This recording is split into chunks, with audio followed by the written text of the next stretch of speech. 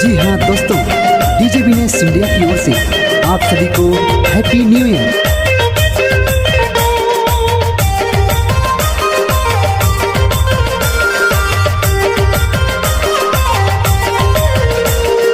आप सभी सुन रहे हैं DJ Pankaj Kundu ji.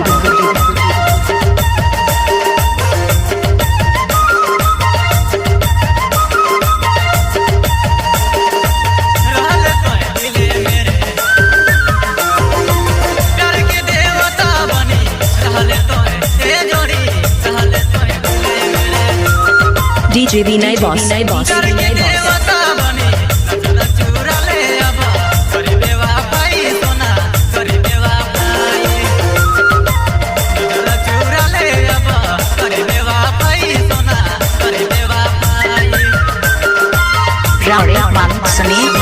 DJ Jitendra downloading centre Milan Chowk जगजोर।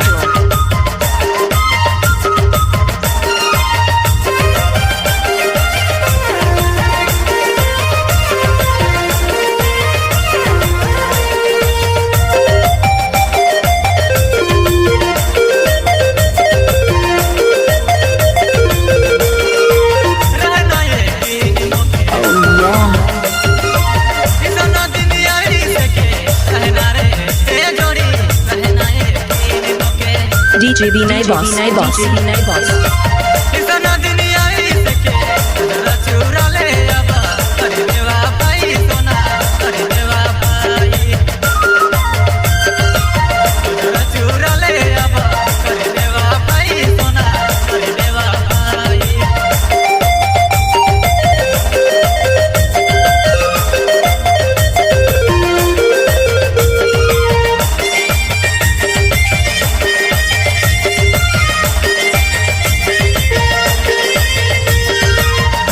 अपने मन सुने थी DJ Ajay downloading centre bus stand Simdega. एक गाना है डीजे पंकज की ओर से।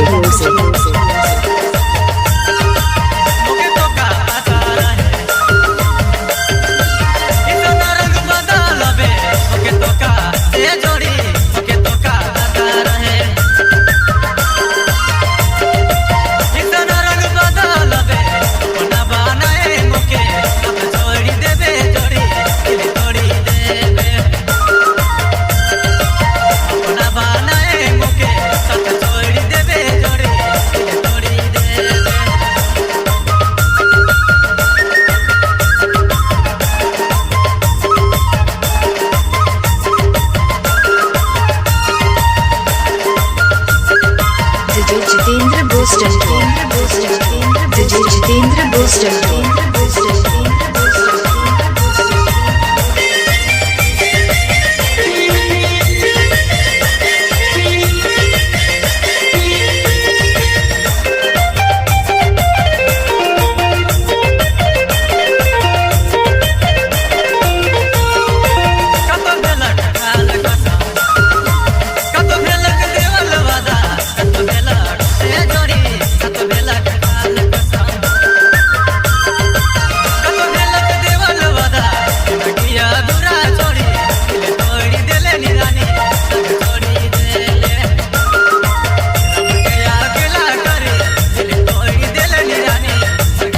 DJ Kamlesh sound Simdega.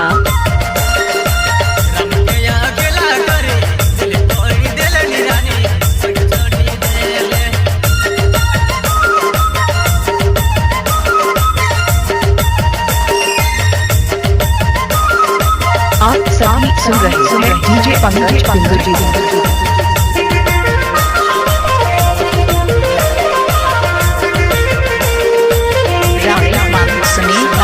DJ Jitendra downloading centre Milan Chowk Jagjor bus stand Simdega.